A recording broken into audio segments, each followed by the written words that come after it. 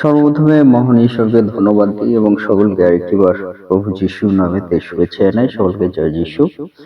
আসুন আজকে যে বিষয় নিয়ে আমরা আলোচনা করব তা হলো যে ঈশ্বর তিনি বলেন যে তিনি বিশ্রাম দান করতে চান।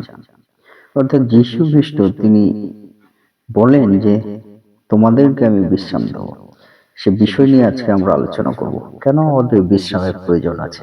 বছরের শেষ এবং শেষে পিতা ঈশ্বর একটি বিষয় আমাদের বলতে চান যে আমরা অনেক ক্লান্ত হয়ে যাই, আমরা শান্ত হয়ে যাই, পরিশ্রান্ত হয়ে যাই, আর সেই থেকে আমাদের বিশ্রাম খুবই দরকার আছে। পিতা ঈশ্বর তিনি আমাদের বলতে চান। তাই সে বিষয় নিয়ে আলোচনা করব। তাই যতজন ঈশ্বর সন্তানেরা যুক্ত হয়েছেন শুরু থেকে শেষ অবধি ঈশ্বর বাক্য শোনার জন্য অনুরোধ থাকলো। আসুন আমরা এই সময় ঈশ্বর বাক্য শুনি। মথি তার 11 অধ্যায় 28 পদ, হে পরিশ্রান্ত ভারাক্রান্ত লোক সকল, আমার নিকটে এসো, আমি তোমাদিগকে বিশ্রাম দেব।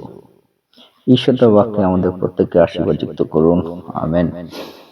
স্বর্গের পিতা, আমাদের বিশ্রাম দানকারী ঈশ্বর, তোমার মহানামে ধন্যবাদ করি।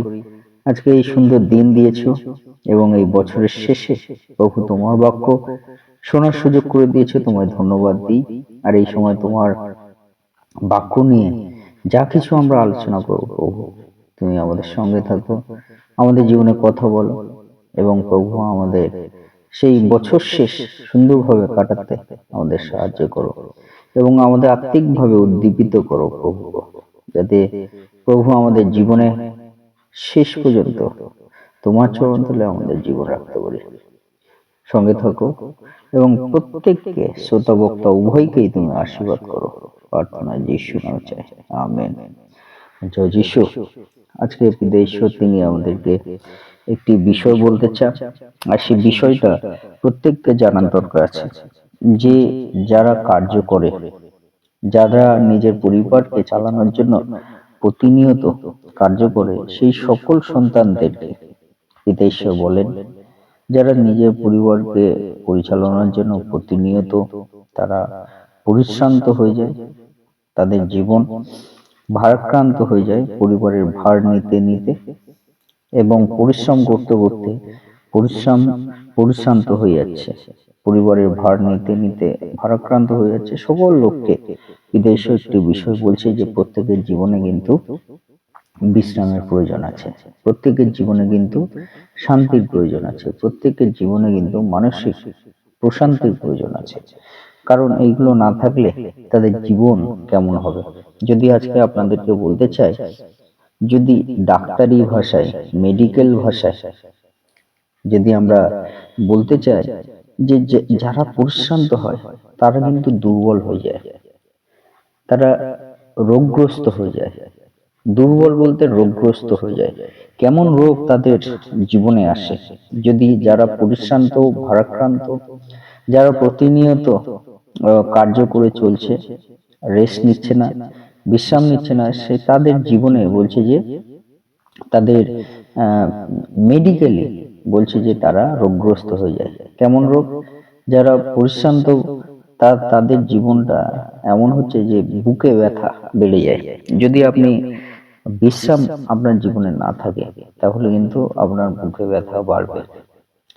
সেই বুকে ব্যথা আপনারা জানেন যে অনেক কেমন অবস্থায় বুকে ব্যথা হয় যখন মানুষ ক্লান্ত হয়ে যায়, তাদের জীবনে তারা বিশ্রাম নেয় না, তাদের কিন্তু এই বুকে ব্যথা এগুলো হয়। কখনো কখনো প্যানিক অ্যাটাক হতে পারে, যেটা আমরা যদি আমরা চিন্তা করি সেই প্যানিক অ্যাটাক কি, আমাদের কিন্তু দম বন্ধ হয়ে যেতে পারে অনেক সময়। এটা কিন্তু যারা পরিশ্রান্ত, অ্যাসিড রিফ্ল্যাক্স হতে পারে, অর্থাৎ গ্যাস্ট্রিক বিষয়গুলো, অ্যাসিডিটি তার শরীরে হতে পারে। এটা কিন্তু মেডিকেলি যদি কেউ পরিশ্রান্ত অবস্থায় থাকে, যাদের হতাশার মধ্যে থাকছে, কার্যের মধ্যে থাকছে, রেস্ট নিচ্ছে না, বলছে স্টমাক আপসেট হতে পারে, অর্থাৎ পেটে ব্যথা হতে পারে, বমি বমি ভাব হতে পারে। যারা পরিশ্রান্ত ঘুমানোর সমস্যা হতে পারে। ঘুম, অনেকের কিন্তু ঘুম হয় না। এটা কিন্তু স্ট্রেস বা আমাদের যদি বলি পরিশ্রান্ত যাদের জীবন, তাদের কিন্তু আহ, এই সমস্যা হতে পারে। অথবা চুল পড়া বেড়ে যেতে পারে। হুম, এই যদি যারা পরিশ্রান্ত আছে, ভারাক্রান্ত অবস্থায় আছে, যারা হতাশার মধ্যে আছে, তাদের কিন্তু চুল পড়া বেড়ে যেতে পারে। যে হার্ট রেট, যে বুকে যে হার্ট রেট গুলো হয়, সেটা কিন্তু বেড়ে যেতে পারে। এগুলো কিন্তু মেডিকেলি রোগগ্রস্ত। তারপর আহ, আমরা যদি দেখি যে যারা হতাশার মধ্যে থাকে, তাদের কিন্তু আহ, যে দেখার যে শক্তি, সেটা কিন্তু বা জীবনের যে একটা লক্ষ্য, সেটা কিন্তু অনেকটা হ্রাস পেতে পারে এই হতাশা বা স্ট্রেস যাদের জীবনে থাকে। এছাড়া কিন্তু আমাদের জীবনের যে এনার্জি, সেটা কমে যেতে পারে। কাজ করার যে শক্তি, সেটা কিন্তু কমে যেতে পারে ধীরে ধীরে। তাই বলছে যে এইগুলো কিন্তু যারা পরিশ্রান্ত, হতাশগ্রস্ত হতাশগ্রস্ত ভারাক্রান্ত, তাদের জীবনে কিন্তু এইগুলো তারা সম্মুখীন হবে প্রতিনিয়ত। যদি আপনারা আপনাদের জীবনে ভেবে দেখেন যে যারা প্রতিনিয়ত কার্য করছে, পরিশ্রান্ত হয়ে যাচ্ছে, ভারাক্রান্ত হয়ে যাচ্ছে, তারা কিন্তু ধীরে ধীরে এরকম দুর্বলতার মধ্যে তারা পড়ছে। সেই জন্য মেডিকেলি যদি আমরা দেখি, তারা কিন্তু বিভিন্নভাবে রোগগ্রস্ত হয়ে পড়ে। সেই জন্য পিতা ঈশ্বর, প্রভু যীশু, তিনি বলছে, হে পরিশ্রান্ত ভারাক্রান্ত লোক সকল, তোমরা আমার নিকট আসো। পিতা ঈশ্বর সকলকে, সকল লোককে পিতা ঈশ্বর কিন্তু বলছে যে সকল সকল তো ভারাক্রান্ত লোক সকল, পরিশ্রান্ত লোক সকল, আমার নিকটে আসো। পিতা ঈশ্বরের নিকটে যেন আমরা আসি।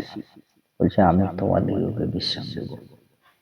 পিতা ঈশ্বর তিনি আমাদেরকে বিশ্রাম দেবে, আমাদেরকে তিনি সেই রোগগ্রস্ত জীবন থেকে তিনি মুক্ত করবেন, আমাদেরকে তিনি শান্তি প্রদান করবেন, আমাদেরকে নতুন জীবন দেবে, যাতে আমরা আবার নতুন করে শক্তি পেতে পারি, যাতে আমরা আমরা নতুন করে আমাদের জীবনের লক্ষ্য সকল স্থির করতে পারি, যাতে আমাদের জীবনকে আবার আগের মতো সুন্দর ফিট অবস্থায়, সুন্দর অবস্থায় যাতে আমরা নিজেদেরকে আনতে পারি, এবং নতুন উদ্যমে যাতে আবার কাজ করার শক্তি বা ক্ষমতা পেতে পারি। পিতা ঈশ্বর সে বিষয়ে কিন্তু প্রভু যীশু বলতে চান যে আসুন আমরা যেন তার নিকটে আমরা যাই এবং ঈশ্বরের শান্তি আমরা যেন লাভ করি। তাই আজকে আপনাদেরকে উৎসাহিত করতে চাই, সকল ঈশ্বর সন্তানরা, আসুন আমরা প্রভু যীশু সেই কথা আমরা শুনি, তার নিকটে আসি, তার চরণ তলে আসি, তার কাছে আসি, তাকে আমরা ডাকি। তিনি আমাদেরকে বিশ্রাম প্রদান করবেন, তিনি আমাদেরকে শান্তি প্রদান করবেন। ঈশ্বর তার বাক্যে আমাদের প্রত্যেককে আশীর্বাদ যুক্ত করুন। আমেন। জয়